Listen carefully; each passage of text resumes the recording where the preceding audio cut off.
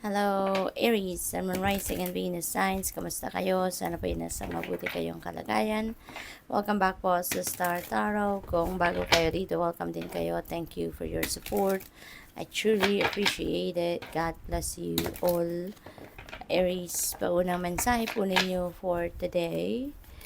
But this is for general life, no? Unang card ninyo, Knight of Swords. Ayan. So, probably ang iba sa inyo dito, no? Maybe you are seeking for clarity and enlightenment. And sa tingin ninyo, siguro makukuha ninyo yan if you're going to consult, no?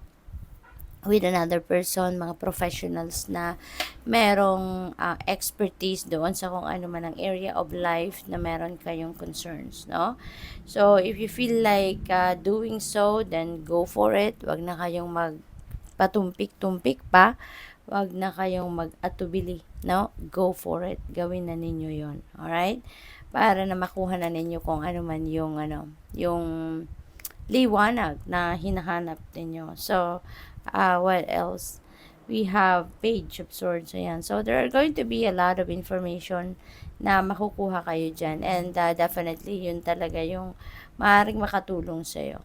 So, in order for you to get the information that you need na magkakaroon kayo ng kalinawan dito, then, sige na, makipag-usap na kayo.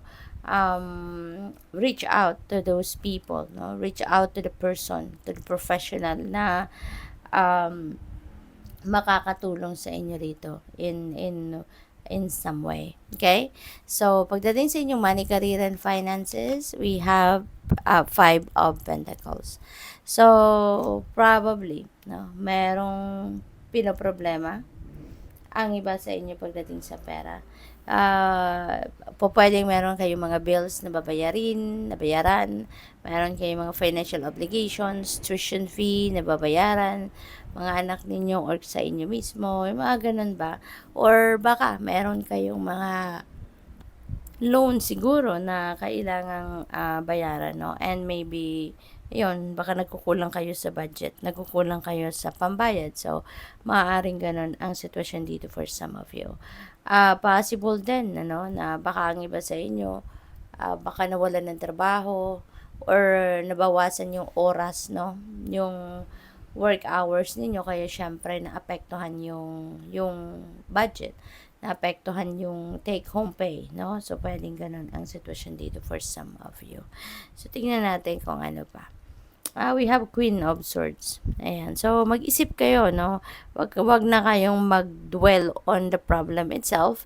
Kasi, the more na mas malulungkot kayo sa naging sitwasyon ninyo sa ngayon pagdating sa pera, if this is the case, no, for some of you, mas lalo lang kayong madadown, mas lalo lang kayong problema, and you will attract even more negativity into your life. Kaya instead of dwelling into the problem itself, isipin nyo na agad kung ano yung solusyon, no? Isipin nyo na agad kung how you are going to come out, no, of that situation. Okay? Mag-isip at with the Queen of Swords, you will get the solution. You use the practical steps dito kung paano ninyo masosolve, no, yung inyong problema. So, pagdating sa inyong relationships, we have 10 of Cups. Wow. So, maganda to. Pagdating sa inyong relationships, lalo-lalo na pagdating sa pamilya, meron ditong harmony. Meron ditong magbabati na kung meron man mga pag-aaway na naganap between you and another family member. Magkakabati na kayo, magkakaayos na kayo. So, this is really beautiful because this is happy family, domestic bliss, no? There is going to be more love, harmony, respect, no, for each other or for every member of the family. At siguro, no, masaya kayo, masayang relasyon, masaya yung inyong pamilya because there is respect, there's more love, at wala nang away, wala nang hindi pagkakaintindihan between each other, no? Kaya maganda na yung inyong sitwasyon. Plus, kung ano siguro yung kailangan ninyo, ano yung mga wants ng pamilya, maaaring nakukuha nyo na yon. Maaaring napoprovide nyo na yun sa pamilya ninyo, no? Kaya napakaganda. So, tignan natin kung ano ang inyong final message.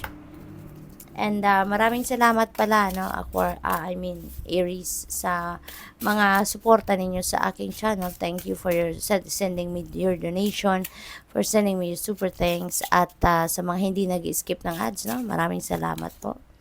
Final message ninyo, we have nature. Ayan. Sometimes, all you need is to go outside, breathe the fresh air, to remember who you are and where you want to be. Ayan. So, sometimes, kailangan talaga natin na mag-spend time outdoors with nature. Kasi napaka-relaxing, no, ng nature spirits when we are surrounded with nature. Napaka-relaxing, napaka-rejuvenating. Nakakatulong na maging magaan, ano, ang pakiramdam natin. Nakakatulong din ito para maging, maluwag ang ating isipan, nakakagaan ng damdamin. Kaya, maaaring matagal na kayong hindi nakakapag-enjoy, no? Outside, outdoors, in nature. Kaya, give it to yourself ngayon. Ibalato nyo na yan sa sarili ninyo. When you have access, no, when you are safe, no, to spend time outdoors in nature, go for it. Okay? I-experience ninyo yung kaluwagan, no, na maaaring maramdaman ninyo sa labas ng bahay. Kasi iba pakiramdam, lalo na kung naririnig nyo yung mga lagaslas ng tubig, or kumbaga nasa beach kayo, nasa dagat, iba yun, ibang pakiramdam, very refreshing. At saka yung yung mga dahon, mga halaman, o yung paghumahangin, pagaspas ng mga dahon, it's very relaxing. Kaya give it a try, no? When you have time, bigyan niyo yan sa sarili ninyo. So, good luck. Thank you for watching. Love and light. Namaste.